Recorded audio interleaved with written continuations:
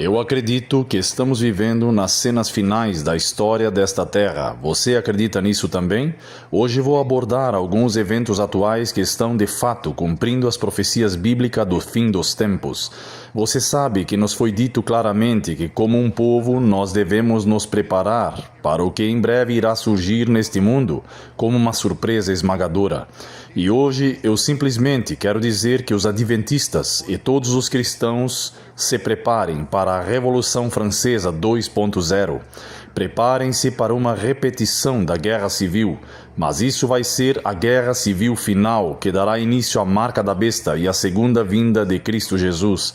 Através das palavras de Deus, vemos Cristo realmente expondo a hipocrisia dos líderes da igreja e também dos líderes das nações, e hoje vou estar abordando isso. Você está ciente desse ditado coloquial, a expressão idiomática que afirma: se nada como um pato, se grasna como um pato, se anda como um pato, então é o que todo mundo acha, então é um pato. Nos últimos dias eu tenho estado lançando uma minissérie, porque a mídia da besta está na verdade falando de paralelos entre 1968 e 2024. Foi assim que começamos essa semana, segunda-feira. Até agora eles fizeram uma conexão com a Senhora Liberdade da Revolução Francesa, Kamala Harris, e sua campanha. E a Bíblia fala da repetição dos eventos que ocorreram durante a Revolução Francesa nas décadas de 1780 e 1790. Neste ponto, quero que você subscreva a retórica de Chris Cuomo. Este homem está registrado, na verdade, expondo a hipocrisia entre os líderes do DNC e líderes do RNC. Vamos entrar nisso, meus amigos. Aqui está, assistam. Um grande tema aqui no DNC é que eles vão atrás de fraude corporativa. E vão atrás das corporações, seja em impostos ou brechas. O RNC, ouvimos a mesma coisa, que eles estão indo atrás das elites, os dois conjuntos de regras. Deixe-me revelar a vocês uma realidade que precisa ser discutida aqui. Ok, vamos para o clipe número 2. Então ele está falando sobre a declaração de Kamala Harris, de que ela vai descartar leis que controlarão a manipulação de preços aqui, apenas para ter certeza de que o que ele está se referindo são realmente fatos e não fake news. Eu trabalharei para aprovar a primeira proibição federal de medição de preços de alimentos por relações públicas.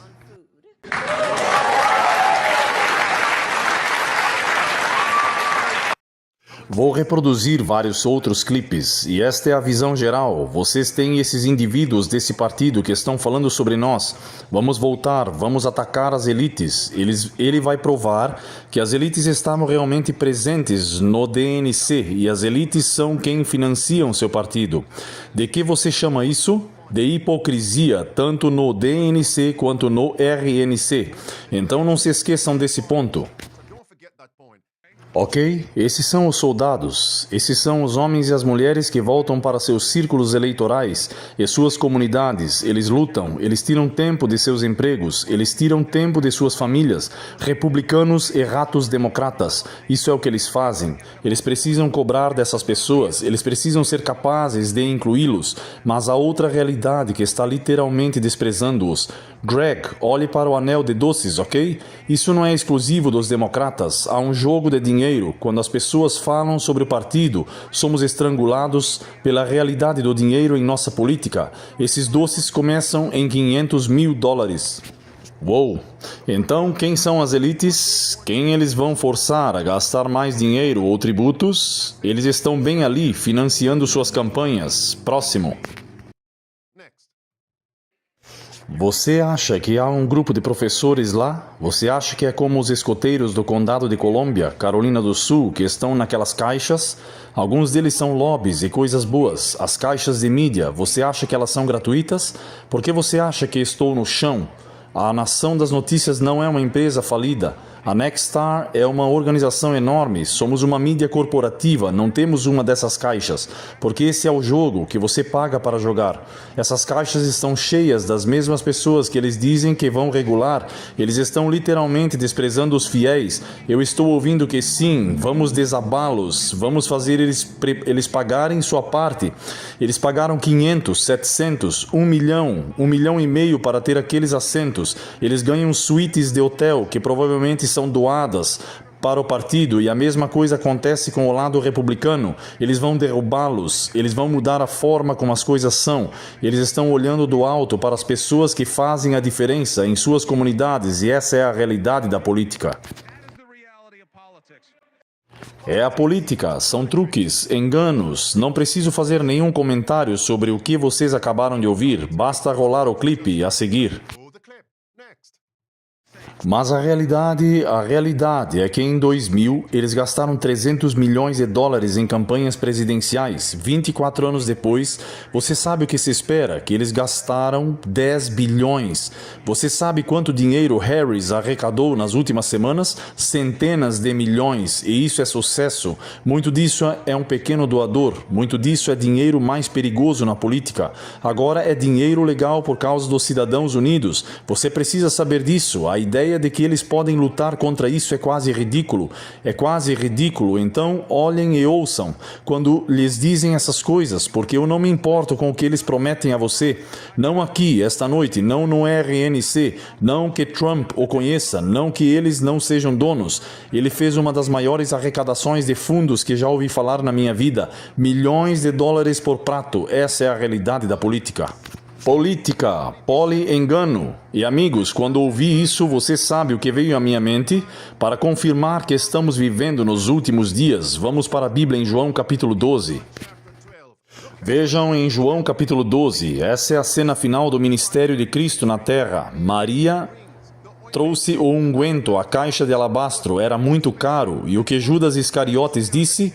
Você está desperdiçando, vamos pegar, vender, pegar a recompensa e dar aos pobres. Você entende meu ponto agora? Agora, em outras palavras, Judas estava dizendo, vamos tirar dos ricos e dar aos pobres. Olhem agora para o versículo número 6. Então Cristo disse a ele, Cristo o repreendeu. Verso 6, Judas disse, não que ele se importava com os pobres, mas porque ele era um ladrão. Quando vocês vão ouvi-los falar, nós amamos os pobres, eles são ladrões. E em João capítulo 7, verso 17, verso número 12, a palavra de Deus diz, vou agora ao papado. A palavra de Deus diz que Judas Iscariotes foi chamado de filho de perdição, da perdição. Ou nós nos importamos com os pobres, mas ele era um ladrão. E o filho da perdição, que era Judas Iscariotes, em segundo lugar, aponta para o papado, segundo Tessalonicenses capítulo 2, verso 3 e versículo 4. E qual é o mantra do papado? Nós nos importamos com os pobres, mas eles são ladrões. Pessoas ricas, vamos roubar dos ricos, vamos forçá-los a desistir de sua riqueza pelos pobres. É engano, é política, é truques, é hipocrisia, ok? Queremos regular essas pessoas da elite que financiam sua campanha, ok? Aqui está Kamala Harris, o que ela diz do RNC e do DNC. Ela agora vai fazer uma declaração de sua campanha. E se ela ganhar a presidência, que ela vai alocar, observem, 25 mil dólares como pagamento inicial para todos os compradores de casa pela primeira vez. Parece bom, certo? O governo está nos dando dinheiro de graça. Se eu for um comprador de casa pela primeira vez, o governo me dará 25 mil dólares como entrada para a minha nova casa. Parece bom, não é? Vejam. Também sabemos que à medida que o preço da habitação sobe, o tamanho dos pagamentos iniciais também aumentaram, mesmo que os aspirantes a proprietários economizassem por anos, muitas vezes ainda não é suficiente. Então, além disso, enquanto trabalhamos na questão de escassez de moradias, minha administração fornecerá aos compradores de casas pela primeira vez 25 mil dólares para ajudar com o pagamento inicial de uma nova casa.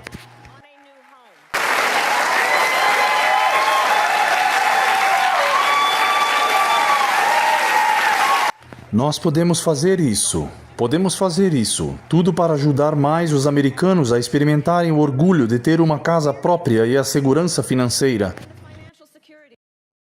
Então, por que enquanto trabalhamos para consertar a escassez de moradias, não trabalhamos para reduzir os preços das casas? Agora, isto é Glenn Beck. O primeiro clipe que reproduzi de Chris Cuomo foi republicado por Glenn Beck. Agora aqui está ele, Glenn Beck, respondendo a essa declaração política de Kamala Harris, a vice-presidente. Escutem o que ele diz, o que isso significa. Vejam o que está vindo da campanha de Harris. Eles querem subsidiar moradias para os compradores de primeira casa, pelo dobro do que já está, ok? Então vamos pensar sobre como isso logicamente funcionará. Se você der a todos dinheiro de graça para comprar uma casa, o valor de todas as casas existentes dobraria a inflação do que já está. Eles efetivamente colocarão milhões de pessoas fora do mercado e você não possuirá nada, mas lembre-se de que você será feliz, e este sempre foi o objetivo o tempo todo. Apenas para que os preços das casas aumentem, e então você vai colocar outras pessoas fora do mercado imobiliário. Outras pessoas ganharão, não terão condições de pagar uma casa. Adventistas, vocês cristãos que acreditam na vida no campo, isso significa que o preço das propriedades no campo vão aumentar. Vai ficar mais caro. Vocês sabem qual a pergunta que não foi feita? O preço da hipoteca também aumentará. Não pensem apenas no pagamento da entrada, porque você não tratou do preço da casa. Próximo. De onde vem esse dinheiro? Não existe lançamento gratuito, pois o ditado coloquial diz: de onde vem o dinheiro? Quem vai pagar isso de volta? O que vai acontecer com a inflação? Quanto mais eles pedem dinheiro, alguém terá que pagar, e não será as elites, será a classe média, destruindo a classe média. Essa foi uma política que saiu da Revolução Francesa. Os charlatões nadam como um pato e são um pato. De onde vem esse dinheiro? Essa é a pergunta. Agora assistam isso. Bem-vindos a 2030. Eu não possuo nada e você não possuirá nada e você será feliz, é o que eles dizem. E pensem sobre isso, $25.000 de entrada pela minha nova casa, como comprador de uma casa pela primeira vez. E sobre o custo de vida, se o governo imprimir mais dinheiro, o que vai acontecer com a inflação? Você pensa sobre essas coisas? Isso vai destruir a economia, e tudo o que sobrará será ricos e pobres. É rico e pobre, é isso. Isso é o cumprimento da profecia. Por que você acha que Apocalipse 13, falando sobre a marca da besta, diz apenas duas classes, ricos, pobres, livres, escravos, pequenos e grandes? É isso, é isso. Como eles fariam isso? Destruindo a classe média com essas chamadas políticas. Sigamos em frente, amados. Este é o grande conflito. O capítulo intitulado A Bíblia e a Revolução Francesa. Vamos ver o que aconteceu na Revolução Francesa. Vamos ver se essas políticas representam o que aconteceu. Então, que em muitas províncias as propriedades eram controladas, não pelas classes trabalhadoras. Eles eram apenas inquilinos, estavam à mercê dos seus proprietários e eram forçados a submeter-se às suas exigências exorbitantes. Em outras palavras, só os ricos possuíam ativos. O povo pobre eram apenas inquilinos. Adventistas do sétimo dia, vocês estão se preparando para a Revolução Francesa 2.0? Vejam o que diz, que o prazer dos nobres era considerado a lei suprema. Os fazendeiros e os camponeses poderiam morrer de fome, pois todos os seus opressores apoiaram tanto a igreja e o Estado, que recaiu sobre as classes médias e baixa, que eram fortemente tributadas pelas autoridades civis. Meus amigos, notícias de última hora, as pessoas ricas não pagam impostos. É claro, eles pagam algo, você entendeu o meu ponto? Eles repassaram isso aos consumidores, à classe média e baixa. Olhem para isto. E diz mais, uma afirmação em que vivemos agora naquele tempo. As classes privilegiadas somavam 150 mil e para sua satisfação, milhões foram condenados a vidas sem esperanças e degradantes. Meus amigos, nós estamos vendo uma repetição da Revolução Francesa, com base em políticas que levaram à Revolução Francesa e políticas na América que dirão que liderarão e repetirão a Revolução Francesa. Vejam esta declaração. Cidades industriais prósperas caíram na decadência, distritos férteis retornaram à sua selvageria nativa, Paris tornou-se uma vasta casa de armas, e estima-se que no início da Revolução, 2.200.000 dependiam, reivindicavam caridade das mãos do rei. Pausemos aí. O quê? Os dominadores distribuem as mesmas políticas, 25.000 homens dependentes do governo. Por que não implementam políticas para que os pobres possam tornar-se autossuficientes?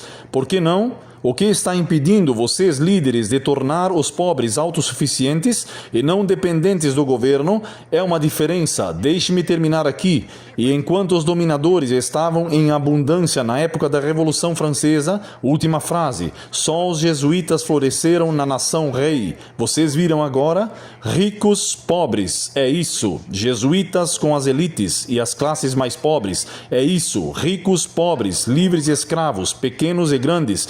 E foi uma política do papado que destruiu a França e está se repetindo. Vamos seguir em frente. Aqui está Glenn Beck agora. Escutem o que ele diz.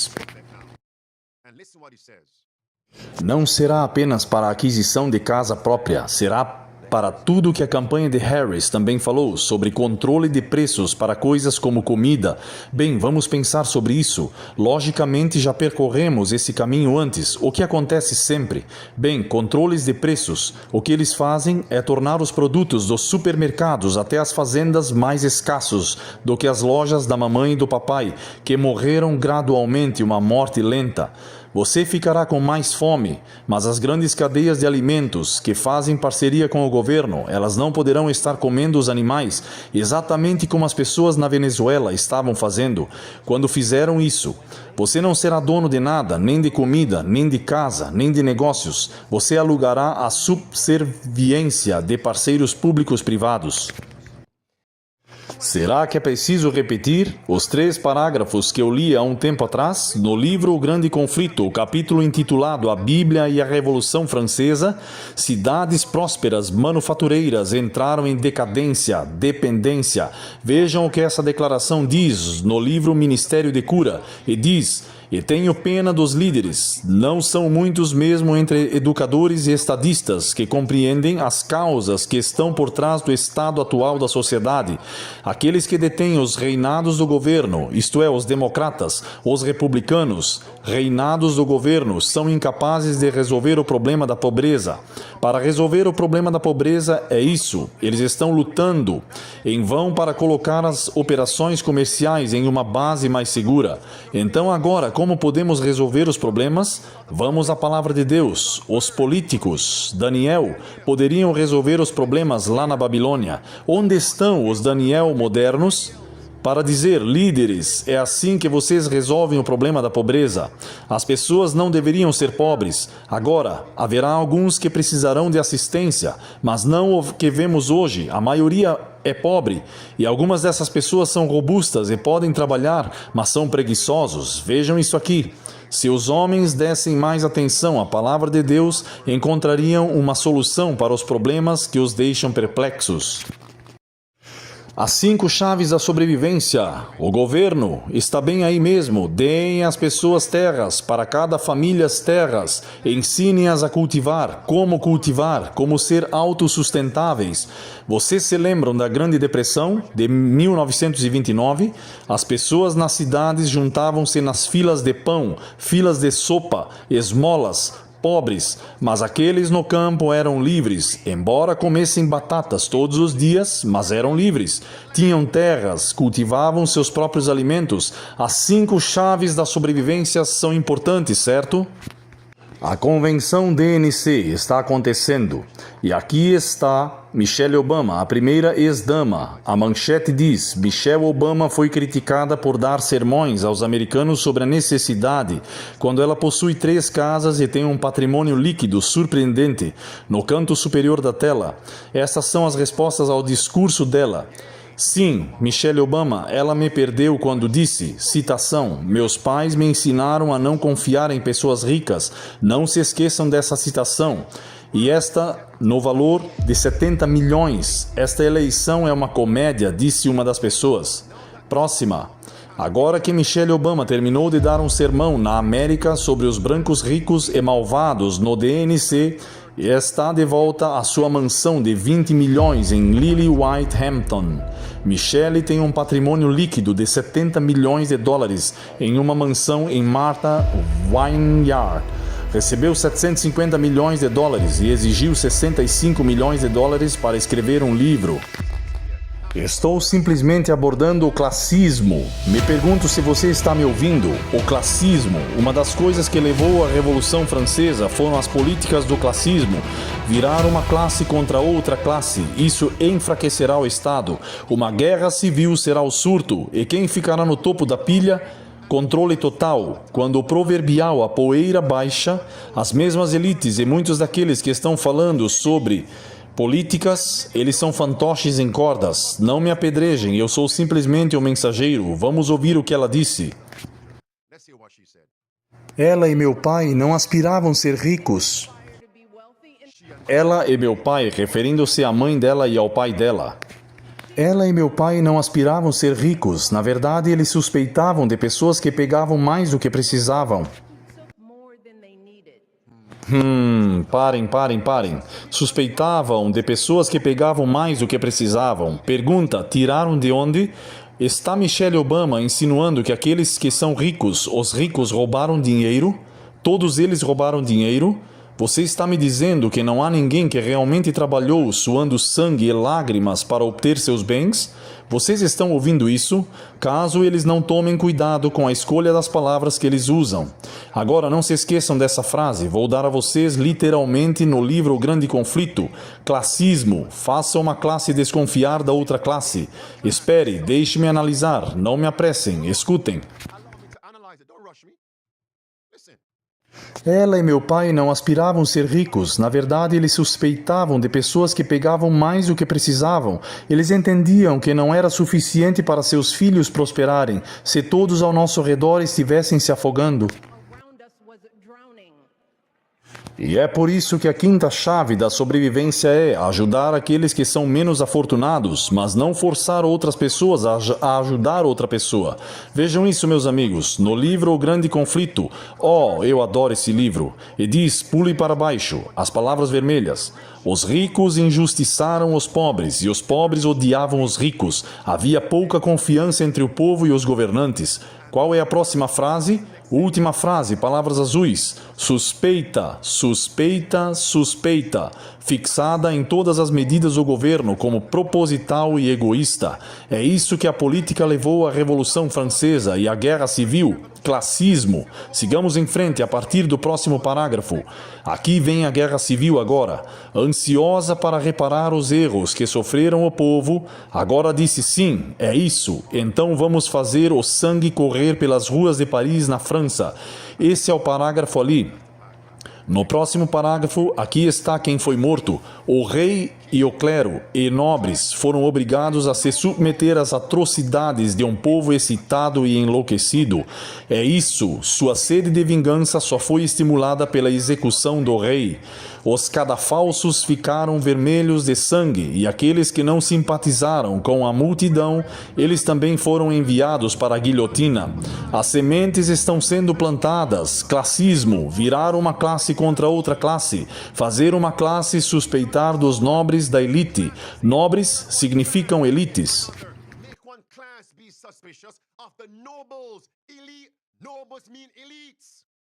Eu não sei se vocês estão entendendo isso, meus amigos. Eu estou me perguntando se Michelle Obama sabe o que está fazendo ou ela é simplesmente ignorante. Eu não consigo ler a mente dela, só posso julgar pelos frutos. Inspecione os frutos. Mateus 7, pelos seus frutos os conhecereis. Agora assistam isso aqui. Vocês se lembram? Aí está. Vocês veem agora o mundo depois de nós. E você acabou de dizer neste filme de programação preditiva. Você disse que havia uma frase lá dizendo o quê? Não confie nas pessoas brancas, não confiem nos brancos, suspeitem deles. Guerras de classe, raça, guerra. Isso é o que Cristo disse em Mateus 24, versículo 7. Nação se levantará contra nação, que significa pessoas contra pessoas. Assistam agora, no mesmo filme, O Mundo Depois de Nós. Qual é o terceiro e último estágio para derrubar o governo de um país? Guerra civil.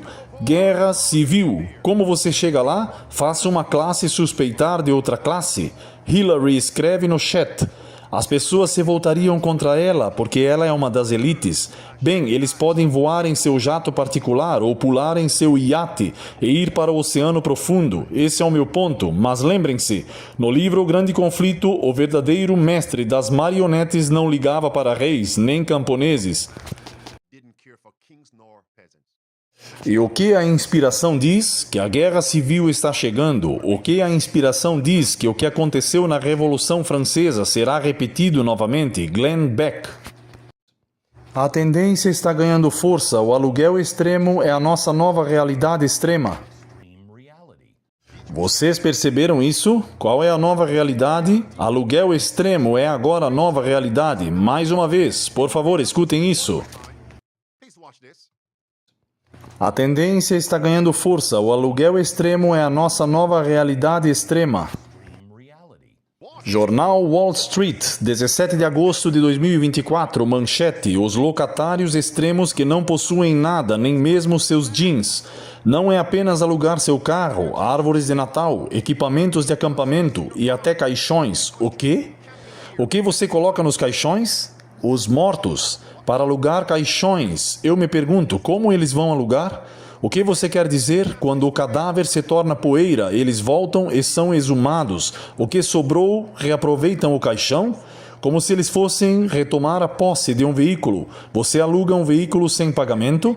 Nós voltamos e retomamos a posse do veículo, ou eles vão retomar a posse dos caixões? Assim como a palavra de Deus disse em Gênesis 47, meus amigos. Leiam as Escrituras. Isso é o Egito. O povo não tinha nada. Eles venderam suas roupas, eles venderam seu gado, eles venderam suas terras e depois venderam seus corpos para o governo do Egito.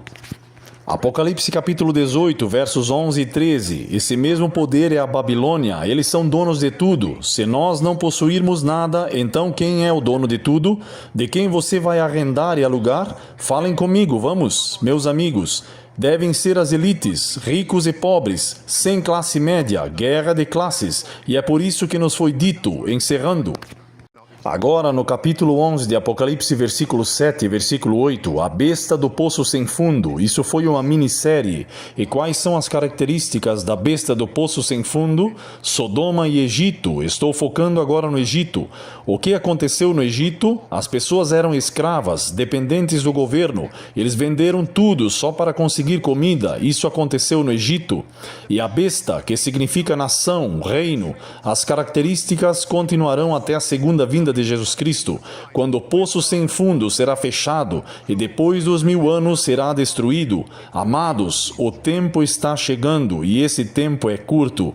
Em breve será uma realidade, quando para conseguirmos um meio de vida, teremos de nos curvar, desistir de nossos direitos, liberdade de consciência. Teremos que receber a marca da besta para ter um sustento de vida. Pensem nisso.